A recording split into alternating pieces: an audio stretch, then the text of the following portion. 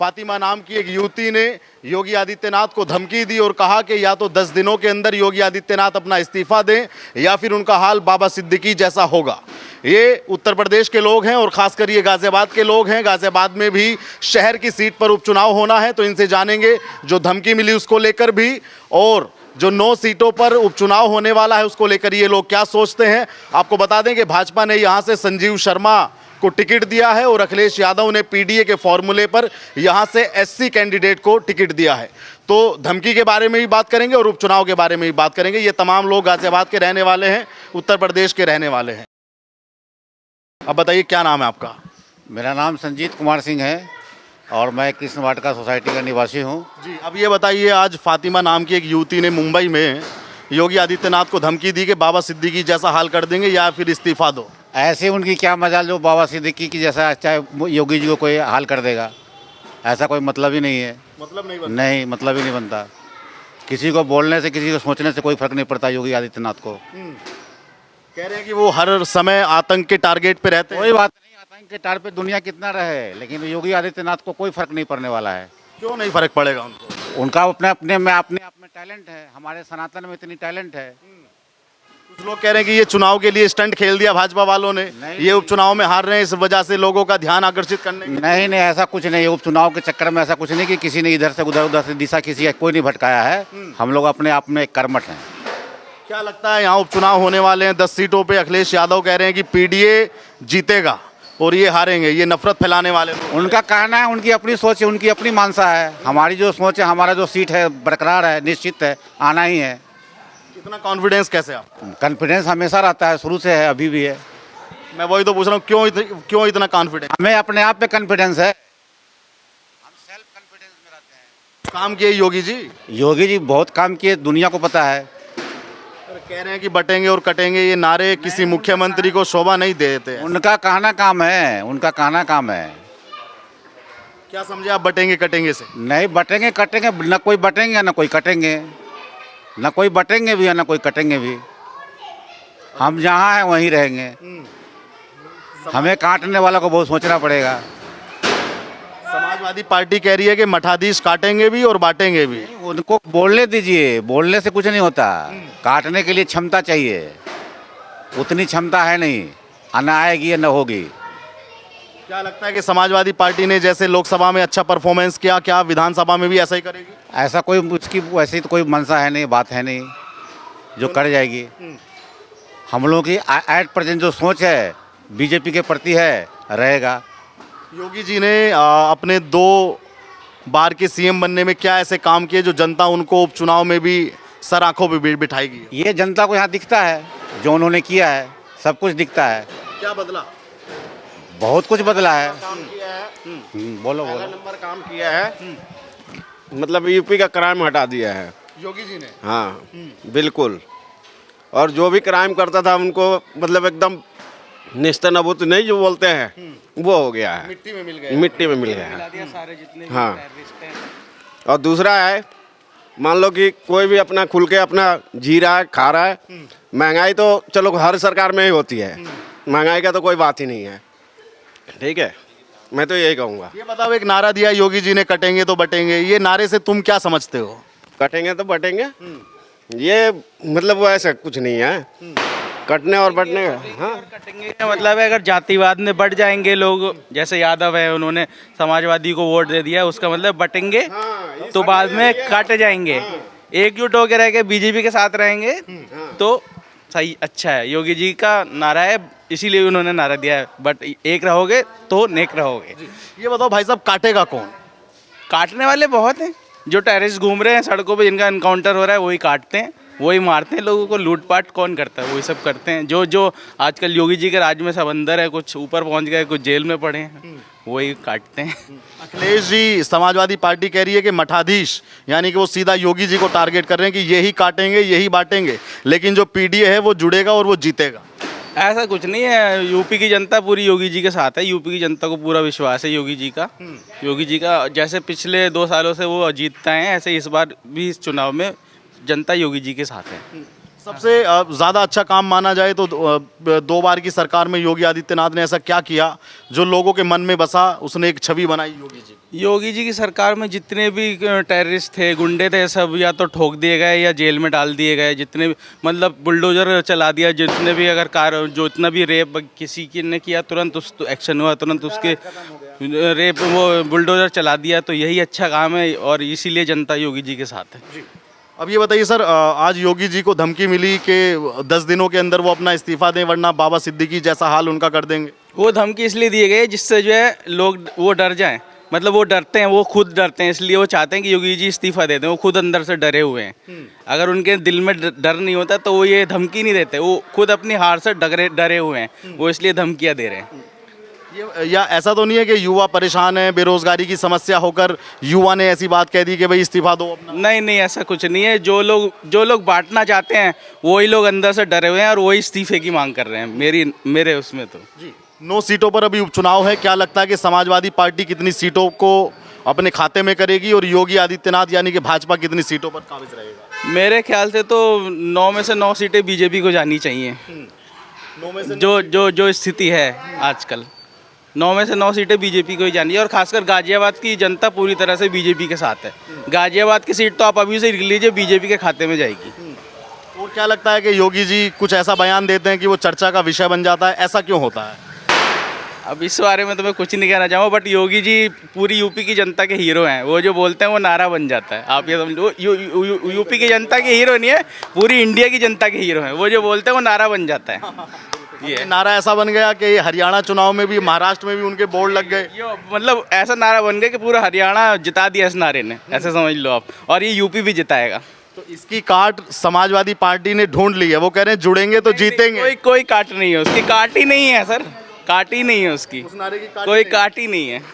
वो कह रहे हैं कि पीडीए को बांटना चाह रहे हैं, लेकिन पीडीए कटेगा नहीं, जो पिछड़ा दलित आदि। वो अपने हाथ पैर मार ले, मगर इस नारे की कोई काट ही नहीं है। योगी जी के नारे की कोई काट नहीं है। जय श्री राम। अगर तुलना की जाए तो समाजवादी पार्टी का कार्यकाल कैसा था जब अखिलेश जी यहाँ के समाजवादी पार्टी के कार्यकाल में गुंडे बेखौफ घूमते थे सड़कों पे, किसी को भी मार दिया, लूट लिया, और ये पुलिस कोई कार्रवाई नहीं करती थी। लोग, जनता त्रस्त थी बिल्कुल। मगर जब से योगी जी की सरकार आई है, जब से उत्तर प्रदेश की इकोनॉमी ऊपर चली गई है, एकदम अच्छा माहौल है पूरे प्रदेश में। सारी जनता इसीलिए योगी जी के साथ है। क्या लगता है कि अभी 2027 जब ये उपचुनाव होंगे तो ये मान लीजिए कि ये पटकथा लिखी जा रही है 2027 के विधानसभा चुनाव के लिए, ये आप सेमीफाइनल मानकर चलिए। यही नारा रहेगा, जुड़ेंगे साथ रहेंगे तो नेक रहेंगे, बटेंगे तो कटेंगे। ये नारा आप समझ लो 2027 तक चलेगा। ये नारा 2027 तक चलेगा। तो ये इंजेक्शन की तरह काम करता है। बिल्कुल बिल्कुल, टैबलेट नहीं, एकदम इंजेक्शन, एकदम तुरंत बिल्कुल रिलीफ कर देता है। बिल्कुल, ये नारा मतलब सुपर हिट है, आप समझ लो। सुपर हिट है। आप बताओ भैया, क्या समझे योगी जी का जो मैसेज? वो राहुल जी के पास भी जाएंगे, वो खड़े हैं अभी। आप बताओ जो संदेश योगी जी देना संदेश नहीं जानते हैं हम। ये संजीव शर्मा से बहुत पसंद है। 18 जब मैं बिहार का निवासी हूँ, 18 साल से यहाँ पे ठेकेदारी का काम किया हूँ कृष्णा वाटिका में। पूरे सोसाइटी वाले से हमको बहुत बड़ा प्रेमता मिले हैं, बहुत बड़ा खुशी मिले हैं। और संजीव शर्मा से सबसे ज़्यादा हमको विधायक कैंडिडेट जो अभी हैं, उससे सबसे ज़्यादा हमको सहयोग मिले हैं। हाँ, हम बिहार के रहने वाले हैं, लेकिन पार्टी है हम राजद में हैं। राजद में है, लेकिन आरजेडी में है। जो बात है क्लियर है हमारे सामने। लेकिन यहाँ पे हम संजीव शर्मा का जो खुशी देखे हैं, जो हमको मदद किए हैं, उसके लिए मैं पूरे साथ हूँ, दिल से साथ हूँ, दिल और जान से साथ हूँ। यहाँ पे मैं योगी जी के बारे में क्या ख्याल है आपका? आप इतना मत पूछिए राजनीतिक में। जब बोल दिए आपको, योगी हमारे लिए अयोध्या का मंदिर बना दिए, सबसे बड़ा हिंदू धर्म का बहुत बड़ा सम्मान किया है, और लालकृष्ण आडवाणी का अरमान पूरा किया है, और जय श्री राम का नारा लगाए हैं। राम का नाम वैसे भी लेना चाहिए, वैसे भी बोलते हैं जय श्री राम। मुंह से गलत शब्द नहीं निकलता है, लेकिन ये बोलते हैं ना जय श्री राम, तो राम का नाम जब निकले तो आत्मा पवित्र रहता है। योगी जी ने इतना जरूर किया है। हाँ, आज योगी जी को धमकी मिली है कि इस्तीफा दे दो 10 दिन के अंदर, वरना योगी जी को धमकी दे या वो जनता वो सोचेंगे, लेकिन हमारे उत्तर प्रदेश में, हम तो बिहार के निवासी हैं, वोटर भी नहीं हूँ, लेकिन योगी जी को वाजिब में वोट होना चाहिए, यहाँ पे बिल्कुल होना चाहिए। इसलिए जो काम कर रहे हैं अभी यहाँ पे, हम लोग को बहुत दबाव पड़ते थे जब हम लोग ठेकेदारी शुरू किए समाजवादी पार्टी की सरकार में।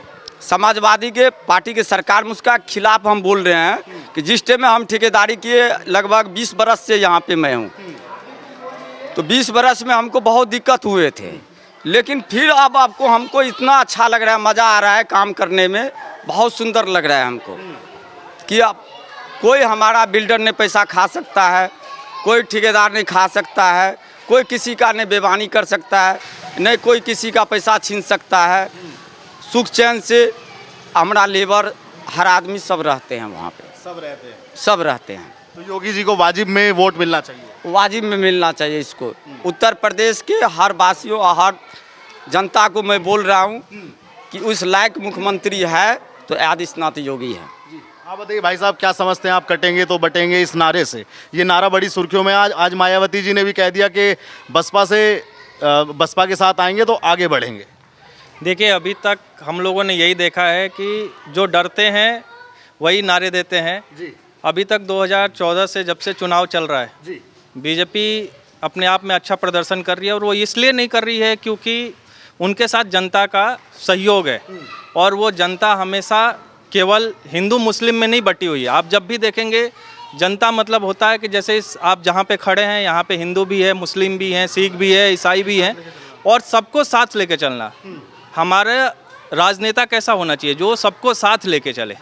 तो उस नारे का बस मतलब ये है कि सब लोग एकजुट रहें। ऐसा नहीं है कि जो उस नारे का लोग मतलब निकाल रहे हैं, जो विपक्ष मतलब निकाल रहा है कि हिंदू मुस्लिम का एक एंगल देख रहा है, लेकिन उनका ये कहना है कि हम अगर सब साथ रहेंगे तो ये गुंडा राज खत्म होगा। हम लोग अगर एक साथ एकजुट रहेंगे तो देश में, हमारे क्षेत्र में विकास होगा। तो उनका कहीं मतलब ये नहीं है कि हम हिंदू, मुस्लिम, सिख, ईसाई सब अलग अलग है। उनका बस ये है कि अगर हम सब भारतीय मिलके एक साथ रहे तो हमारे देश का, हमारे समाज का, हमारे परिवार का, सबका विकास एक साथ हो सकता है। लेकिन समाजवादी पार्टी कह रही है कि इससे ज़्यादा बेकार नारा, इससे ज़्यादा अभद्र नारा आज तक किसी राजनीति में नहीं दिया गया। देखिए, वो हमेशा से विपक्ष जो है एक अपना एंगल रखता है, एक टारगेट करता है, योगी जी को भी करता है और बीजेपी को भी करता है, क्योंकि उनके पास कोई और मुद्दा ही नहीं है। उनको हर चीज़ को गलत एंगल और हिंदू मुस्लिम को जोड़ के देखना है। लेकिन अब जनता समझदार हो गई है और किसी भी तरह से अब जनता इन सब छलाओं में नहीं आने वाली है। योगी जी का इस नारे का बस एक ही मतलब है कि हम सब मिलजुल के साथ रहें और इससे देश का विकास करें। इसमें कहीं भी ऐसा नहीं है कि हिंदू मुस्लिम, हम इस नारे से यही समझते हैं और हमको लगता है कि सारी जनता को यही समझना चाहिए कि हम लोगों को अपने देश के साथ में मिलजुल कर रहना चाहिए। उनका नारा यही है कि जो भी धर्मों में बटे हुए हैं, जो भी जातियों में बटे हुए हैं, वो सब लोग एक साथ मिल के देश के साथ रहे। इस नारे का मेरे अंदर से यह, हाँ, मेरे अनुसार यही मतलब है कि हम सबका एकजुटता ही इस देश को आगे एक तरक्की की राह पे ले जा सकता है। और जो विपक्ष का ये नारा है, उसमें विपक्ष के पास और कोई तरह का मुद्दा ही नहीं बचा हुआ है, क्योंकि उन्होंने, जब उनको जनता ने सेवा का मौका दिया था तो उन्होंने बस करप्शन बढ़ाई, चोरी चमारी बढ़ाई, गुंडा राज पैदा किया। तो इस वजह से अब उनके पास कोई ऐसा मुद्दा नहीं है जिसको रख के वो दोबारा चुनाव लड़ सकते हैं और सत्ता में वापस आ सकते हैं। इसलिए वो जनता को गुमराह करके और इधर उधर की बातें करते हैं। क्या लगता है कि जो लोग योगी आदित्यनाथ को धमकी देते हैं, क्या वो लोग नादान हैं अभी योगी आदित्यनाथ के परिचय से? देखिए, जो लोग योगी आदित्यनाथ को धमकी देते हैं वो कहीं ना कहीं अंदर से खुद ही डरे हुए हैं। क्यों? क्योंकि योगी आदित्यनाथ वो एक नहीं है। वो जिन वोटरों ने उनको वोट दिया, वो उन सबका सम्मान हमारे योगी आदित्यनाथ है। हम सबका परिवार योगी आदित्यनाथ, हम उनकी छत्र छाया में, जैसे हमारे एक परिवार का एक सदस्य होता है, मार्गदर्शक होता है, हमने उनको चुन के बैठाया है। और अगर उन पर कुछ भी इस तरह की टिप्पा टिप्पणी होती है तो हिंदू धर्म में हमेशा सिखाया गया है कि किसी भी तरह का हम लोग वार नहीं करके, हम लोग उसको वोट से वार करके उन सबको चुप करने का काम करेंगे और इस चुनाव में हम लोग दिखा देंगे जो उपचुनाव है कि बस जो आप लोग कर रहे हैं, आप लोगों का आना दूर दूर तक कहीं भी मुमकिन नहीं है। आप सबको अगर दोबारा से चुनाव लड़ना है, दोबारा से अगर आप सत्ता में वापस आना है, तो किसी भी तरह से आप इन सब मुद्दों से नहीं आ सकते हैं। आपको कहीं ना कहीं विकास का काम, आपको कहीं ना कहीं शिक्षा, कहीं बेरोजगारी, ये सब चीज़ों के मुद्दों पे काम करना पड़ेगा, तो ही आएंगे। अब वो हिंदू मुस्लिम की राजनीति खत्म हो चुकी है। तो क्या लगता है कि जब ये उपचुनाव होंगे 9 सीटों पर, समाजवादी पार्टी भी अपनी ताल ठोक रही है, दावा कर रही है कि भाई हम सबसे बड़ी जीत लेंगे इसमें, और योगी आदित्यनाथ भी कह रहे हैं, और दोनों नेता आमने सामने है और पोस्टर वार भी चल रहा है। कहीं योगी जी के पोस्टर लग रहे हैं बटेंगे कटेंगे, कहीं अखिलेश जी के कार्यालय पे लग गया कि 27 का सत्ताधीश, तो ये पोस्टर वार भी चल रहा है अभी उत्तर प्रदेश में। तो आने वाले दिनों में क्या दृश्य होने वाला है यहाँ? देखिए, मेरा ये मानना है हमेशा से कि जो जनता के दिल में है वही होने वाला है, और जनता के दिल में 2014 से बस बीजेपी है और यही होगा और आगे तक यही चलता रहेगा, क्योंकि जनता के मुद्दों पे काम केवल बीजेपी ने किया है और आगे अभी भी कर रहे हैं। और योगी जी का शासन बहुत अच्छा रहा है, जिससे कि हम लोग आज भयमुक्त खड़े होकर बात कर पाते हैं, कहीं जा पाते हैं, परिवार, महिलाएं, सब लोग खुश है, सारे वर्ग की महिलाएं। मैं केवल ऐसी बात नहीं करता कि हिंदू खुश है। आप जब जाके मुस्लिम कॉलोनियों में बात करेंगे, जो महिलाओं को प्रताड़ना होती थी, उन सब चीज़ों पे भी रोक लगी हुई है। कोई भी पुलिस, आज हम लोग डायल 100 जो हम लोग बात करते थे कि 112 नंबर पे हम डायल करते हैं तो 2 मिनट में पुलिस आती है। ये सब जो प्रशासनिक सुविधाएं बढ़ाई गई है, वो सब योगी जी के आने से आप आम जनता तक पहुंच पाई है। इन सब मुद्दों को लेके आम जनता के दिल में हमेशा से बीजेपी है। और दूसरा, जो एक समाज के लिए, जो एक धर्म के लिए उन्होंने काम किया है, 200 साल से बीजेपी नहीं थी, तब तक 200 साल से हमारा मंदिर नहीं बना था। पहली बार हम लोग अपनी दिवाली में अपने राम जी के साथ में दिवाली मनाई है। तो ये सब चीज़ों को देखते हुए हम लोगों को ये, क्योंकि ये हिंदू राष्ट्र है, ये हिंदू राष्ट्र है, हम किसी पाकिस्तान की बात नहीं करते हैं, हम किसी और देश की बात, अफगानिस्तान की बात नहीं करते, हम अपने, ये हिंदुस्तान है, हिंदू राष्ट्र है, हमेशा है, रहेगा। और हमें मंदिर, मस्जिद, हम सबको मिलजुल के रहना चाहिए, हमेशा से रहे हैं। और इन सब चीज़ों से हमेशा बीजेपी इन सब चीज़ों को सपोर्ट करती है और हम लोग हमेशा से बीजेपी के साथ हैं, आगे भी रहेंगे। हम लोग सब जो काम करता है उनके साथ है, तो इसलिए कहीं से भी बीजेपी का काम बहुत अच्छा है, लोग बहुत खुश हैं। और ये आपके जो उपचुनाव में जितनी भी सीटें हमारी हैं, वो सारी हम लोग जीत रहे हैं, इसमें कहीं भी कोई शक की गुंजाइश नहीं है। क्या लगता है कि जो लोकसभा में अखिलेश यादव ने पीडीए के फॉर्मूले पे शायद 36 या 37 सीटें पाई, तो वो समाजवादी पार्टी के मतलब सबसे ज़्यादा सीटें हैं वो आज तक की। मुलायम सिंह यादव ने भी 2 सीटें कम पाई थी।